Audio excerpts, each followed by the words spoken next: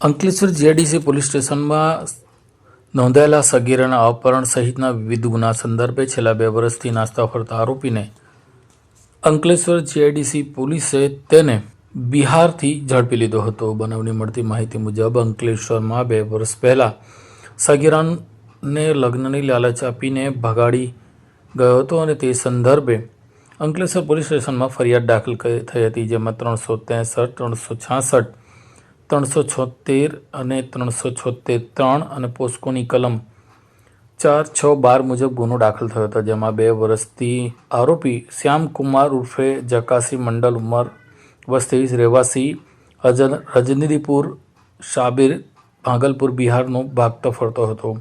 આ સંદર્ભે Ankleshwar જીઆઈડીસીના PI MG રાઠોડની ટીમે આ મામલે તપાસનો દોર શરૂ કર્યો હતો અને પાકી બાતમી મળતા PSI RS Asvar, ASI Dineshbhai Mavjibhai, head constable Yuvrajbhai અને જીગરભાઈ સાગરભાઈ નવો બિહાર પહોંચ્યા હતા. ત્યાં ભાગલપુર ખાતે પહોંચતા તેના ઘરેથી જ શ્યામકુમાર ઉર્ફે જકાસી મંડલનો ઝડપાયો હતો. પોલીસે તેને અંકલેશ્વર જીઆઈડીસી પોલીસ સ્ટેશન ખાતે લાવી આગળની વધુ તપાસ હાથ ધરી છે.